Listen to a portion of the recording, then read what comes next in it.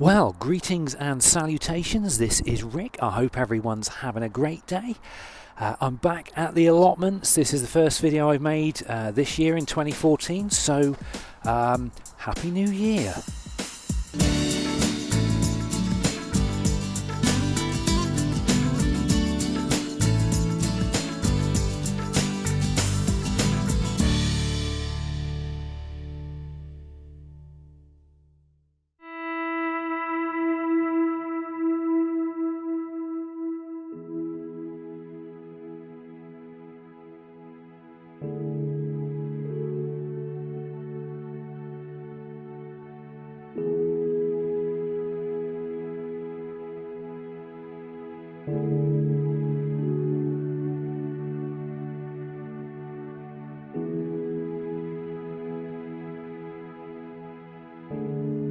Well, as you may or may not know, I've been away from YouTube for a little while, and I've had a lot going on in my life. I've had a bereavement as well, which has kind of knocked me for six a little bit, and life's, I don't know, in a strange place at the moment, a little bit weird.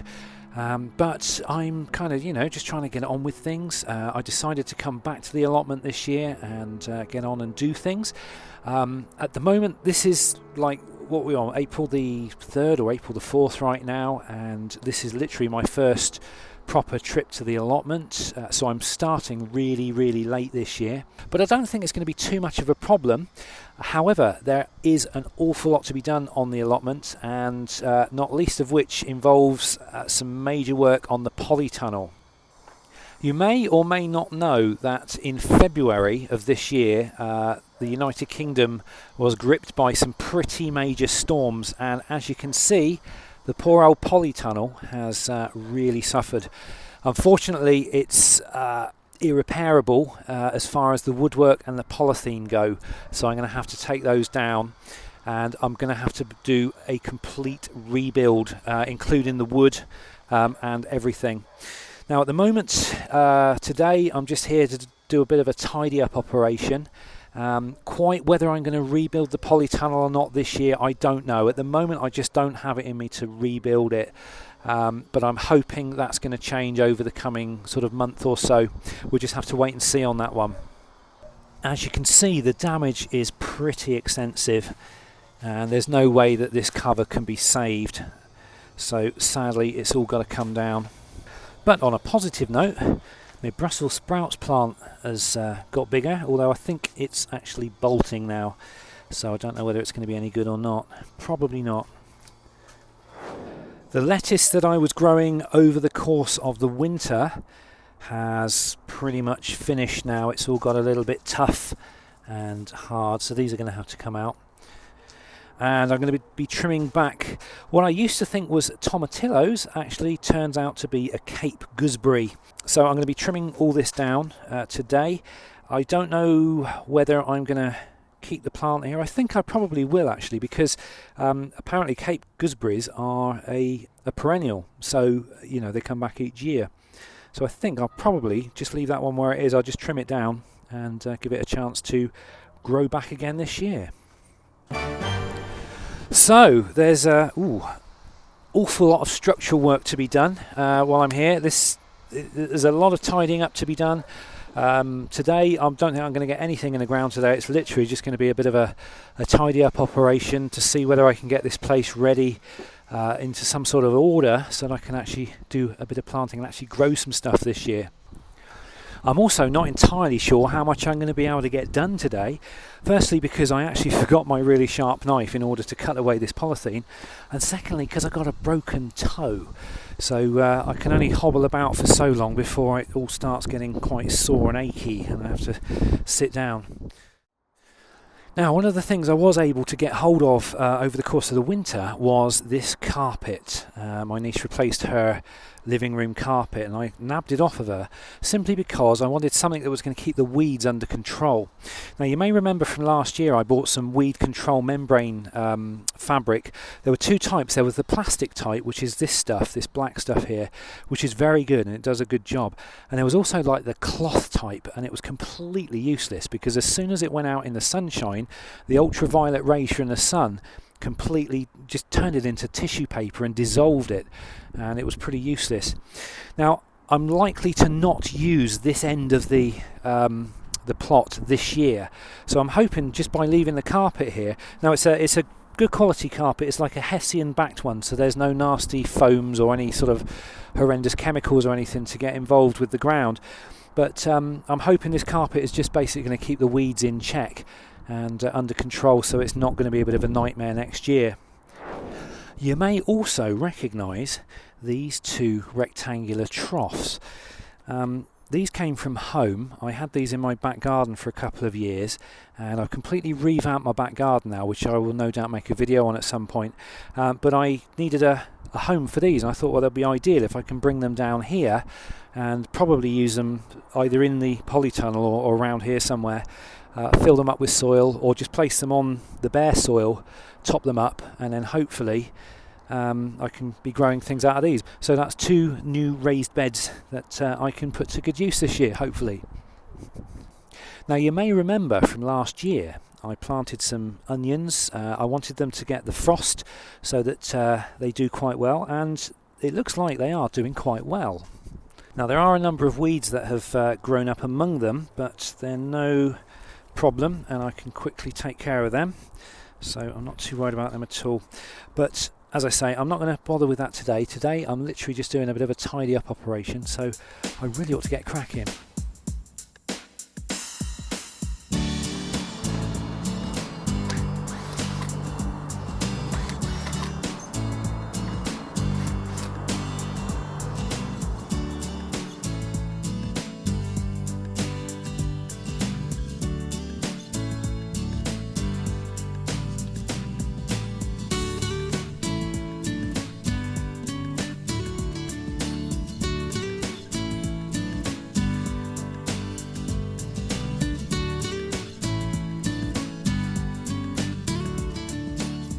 I'm going to show you something.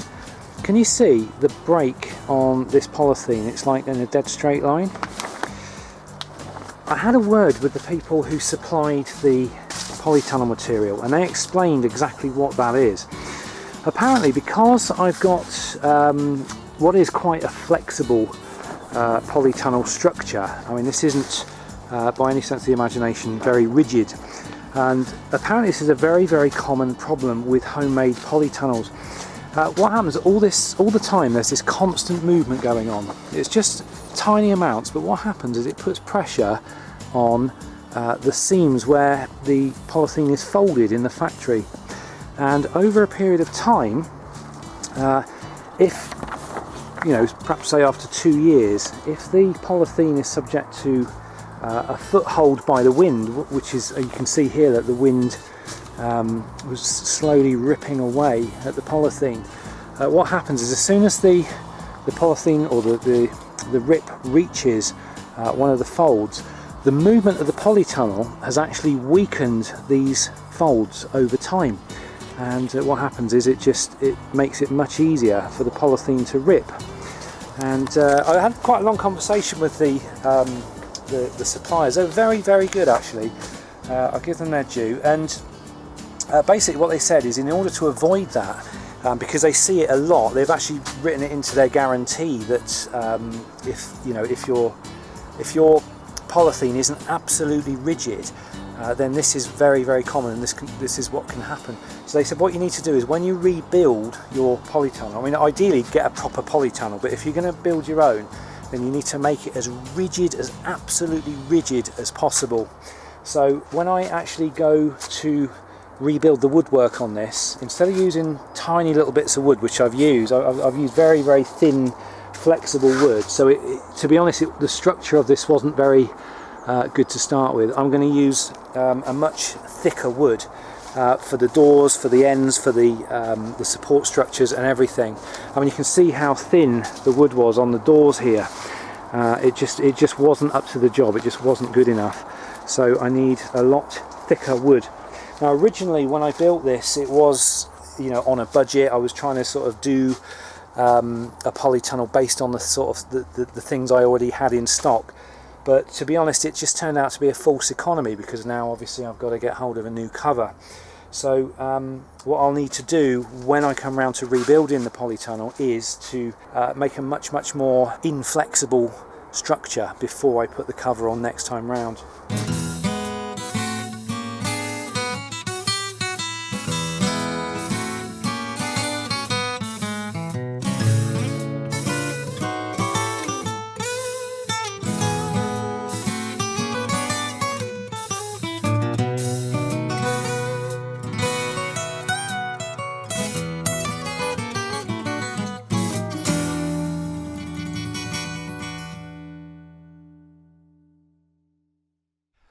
Wow, it looks really different. Not sure I can get used to this, but hopefully it's not all going to go to waste, because I know Jim has expressed an interest in obtaining some of this polythene, because I know he wants to make a kind of like a mini polytunnel over there. So hopefully he can salvage enough from the plastic to do that. Now my drill has run out of battery again, and so I'm not going to disassemble any more tonight, because I've got there's so many screws to undo. I really need a electric screwdriver for that, so I shall wait until I get here to do that next time. But what I am going to do is I'm going to cut down that Cape gooseberry. I'm going to just trim it back and get the cuttings on the compost. So let's have a go. So here's an angle I've not filmed at before, through the wall of the polytunnel. First for everything, I guess. Right, I have no idea what I'm doing with this Cape gooseberry. I'm just literally gonna just trim it right back, and hopefully it'll carry on from where it left off last year. Cool, this is quite a beast of a plant. It's actually got some new growth on it now, so I don't know whether to cut back right to the soil, or whether I should allow some of that new growth to come on. This is what I mean, folks, by making it up as I go along. Definitely feels strange working in the footprint of the polytunnel but being in the open air. I got so used to being in the polytunnel last year and the year before. It had a certain coziness to it that is sort of missing now. I feel sort of all exposed and, to the elements.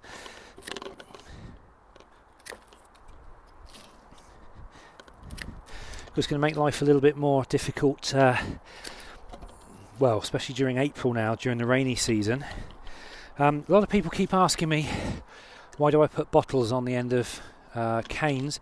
It's just so I don't poke my eye out with them. When you're looking down a cane like that, chances are you can't see it. Have you ever done that thing with an overhead cupboard door in your kitchen? You open the cupboard, you're getting something out, you lean down, do something, perhaps in a lower cupboard, and then you completely forget that the door's there and you stand up. Same thing, but obviously the injury can be a lot nastier getting one of these in the eye. There we go, I think that's going to do. Let's put that in there. That can go as well.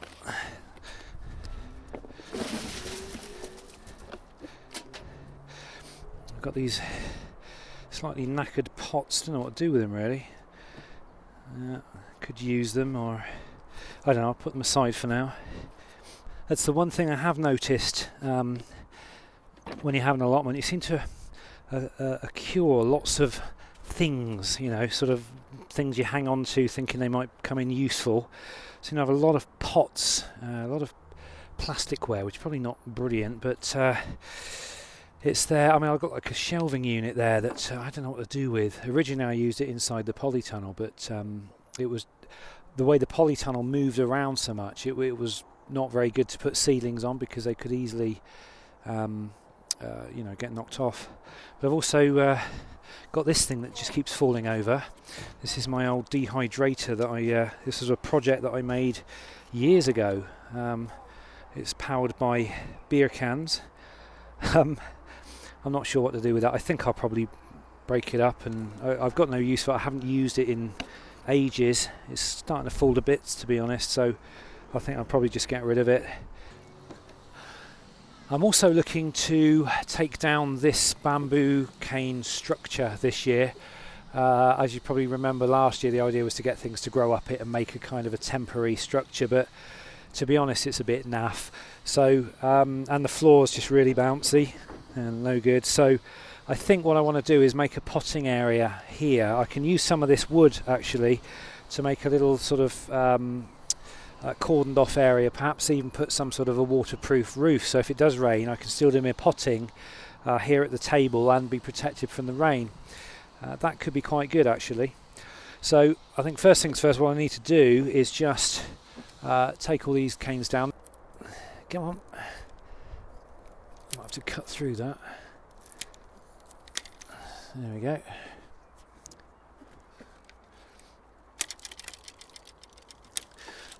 I've also got to bring home with me some soil. I've got a bit of a plan for the garden at home this year. Going to have lots and lots and lots of flowers. I've already planted some trees, and I've actually run out of soil. The problem when you have really big pots is it takes so much soil to fill it up. But anyway, I'm going to cover that in another video, I think. And I'll show you my garden and what I've got going on there. But the idea is it's just everything's going to be in pots. I'm just going to have lots and lots of like reasonable sized pots, the same as those buckets that I grew my spuds in here last year. I've just been, over the last few weeks, I've just been filling those up with soil and just planting lots and lots of flower seeds. I'm actually going for flowers at the house rather than growing vegetables and food. The house is just going to be purely decorative, but hopefully it should be quite a picture in the summer when all the flowers are out. And I've also planted some trees. I've got a little plum tree, a pear tree and an apple tree in these huge great tubs.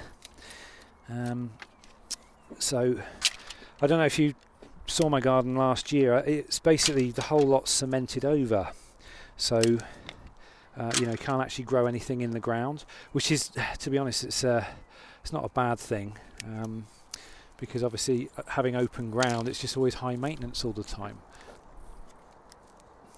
But so cementing it over means you can still grow things in pots, but it's kind of much more controlled, or a much more controlled environment, and that's what I'm kind of going for.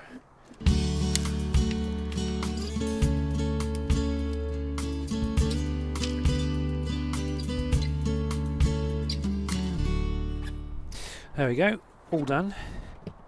Got my worm farm on there. Oh, it all seems a lot barer now, doesn't it?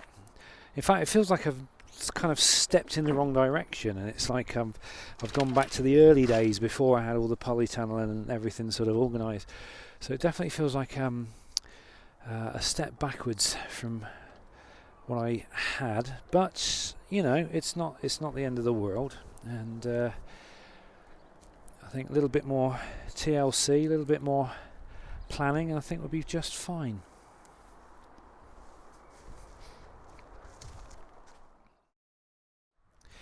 So there we have it for the end of today. I'm going to go home now.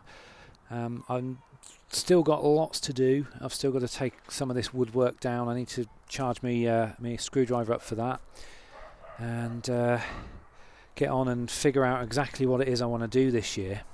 If you've got any suggestions, do feel free to leave them in the notes below. I'm at the moment, I'm in a state in my life at the moment. There's a lot happening in my personal life at the moment, so I'm not going to be as ambitious this year as I have been in previous years. Hopefully it's just going to be for like this year. I'm just going to kind of tick along this year, not do too many seriously adventurous things. I just want to tick along nicely this year, and then hopefully next year I can kind of go back to it full tilt and kind of enjoy all the challenges of like building things and stuff. But at the moment I'm really not entirely sure what I want to do, how I want to proceed. I am pondering about these paddling pools, because obviously now they're going to get UV exposure from the sun. They're going to start going brittle and cracking up, and I've got to I got to think of what I want to do. Do I want to get another polytunnel cover, because like I say, I've got to rebuild all the woodwork and that's going to be a big job. But I am kind of at the moment thinking in terms of just not doing that this year. I don't know, we'll see how things go. So that's it for this visit. Obviously I've got loads to do still. There's always so much donkey work to be done before you can actually think about sort of putting stuff in the ground. I mean, I have got a few beds there ready to go, so I might sort of whack some seeds in there, but I'm not entirely sure what I want to even grow this year. I just haven't engaged with it, kind of to that extent yet. So anyway, well, that's it for this video. So I hope it was okay. Hope you enjoyed it. Thanks for watching, guys. Have a great rest of the day, and I'll see you in the next video. Take care.